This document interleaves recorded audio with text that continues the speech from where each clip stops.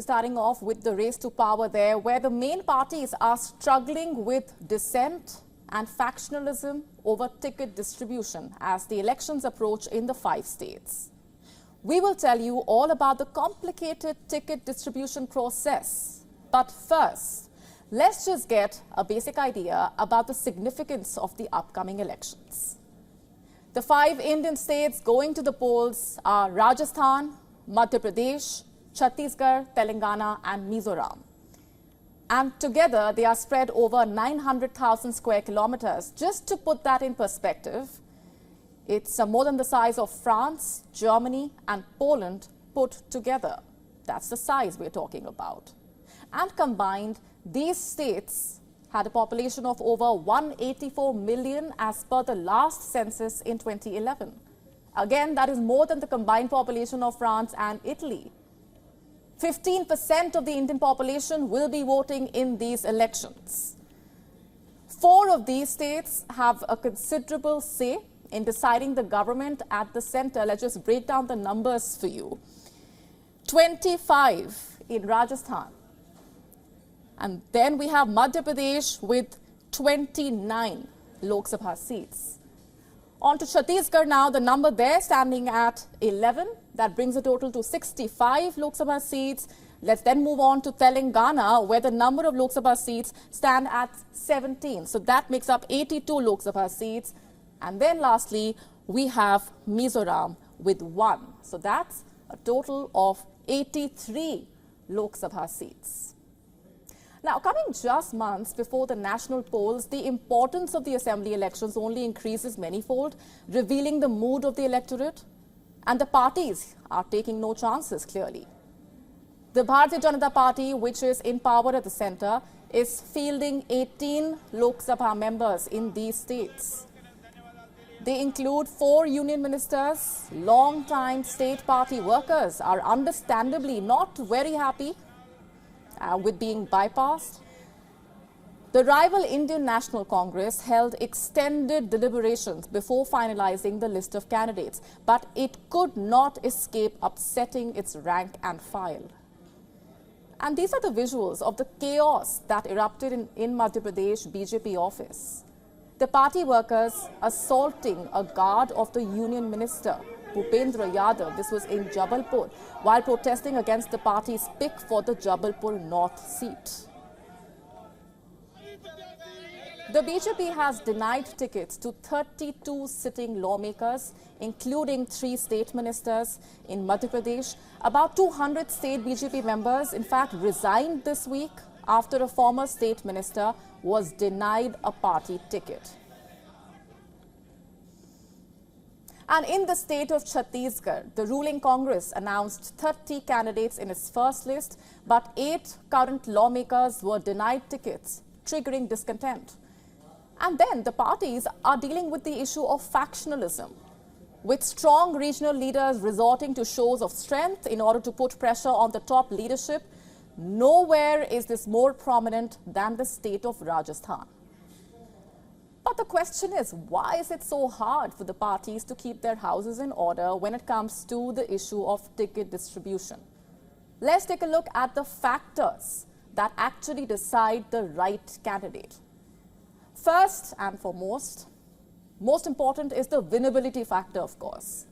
Through their own polls and surveys, the parties zero in on the candidate who has the highest chances of winning. But a candidate's winnability is also decided by other factors. And in India, religion and caste play a significant role. A candidate who can appeal to the dominant caste or community has a higher chance of winning. But past record in office also matters for the candidate. And lawmakers with high anti-incumbency need to be replaced with others. And the parties generally maintain a status quo. The right candidate usually has strong support among the party workers as well. And the parties generally refrain from denying tickets to the candidates with a strong following. Given India's multi-party electoral system, the leaders denied tickets can defect to other parties or run as independent and run independent campaigns to scuttle the chances of their party rivals. So as you can see, deciding the right candidate is not that easy after all. And to talk more about this, we are joined by Harish Bijur, Brand and Business Strategy Specialist and founder. Harish Bijur Consults with us from Bengaluru. Thanks very much for being here. We've had a look at the factors at play when it comes to the process of ticket distribution. But help us better understand, how can parties tackle the issue of defection and the discontentment that usually comes along with this process? Oh, well, firstly, any Indian election is a very exciting election, fundamentally because the numbers are mind-boggling, as you have already put it out there. The point is dissent, unhappiness, all part of the great election mechanism that kicks off with the announcement of seats, literally, in terms to say that which party is fielding which candidate. Sadly, for every constituency, you can only field one candidate. And therefore, there could be 9 contenders for 1 seat, and all 8 of them turn aside and say that we have been actually let down. And I think this kind of dissent cannot really be managed. The point is, every party has a disciplinary structure. And I think, most of the time, tickets denied means people jump out and discipline goes awry. There are terrific, examples where independent candidates who were denied tickets actually won and then defected and went back to the party. So these are the realities of the great Indian election game. And I think we're seeing it happening. Choosing candidates, winnability, of course, but then who's to decide what winnability is? Is there one survey which can actually tell you who's going to win? Not really, because there is a slip between the cup and the lip most of the time. So I think, is there a method to the madness? I don't think there is. Right. When we just take a closer look at each of these factors, and like you said, the issue of winnability, it's very subjective as well. If you can just shed more light on how exactly this process works out internally within the party. Okay. So typically, I worked with 2 of the prominent parties in the Indian context. And typically what happens is there is actually an understanding constituency-wise as to the pulse of the people. And this is done by all parties alike, the ruling party, the opposition party, and there are survey people out there going out into the grey gut of the great Indian market and trying to assess ground level reality. The data that comes out of it is only as good as the method which is employed to get the data out. Most of the time, the method is faulty, it's outsourced, and what comes up is at times influenced by certain sets of candidates even.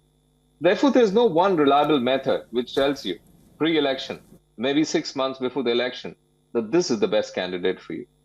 But winnability is decided on the basis of the wave that is in existence, or the anti-incumbency wave that is in existence in any particular state.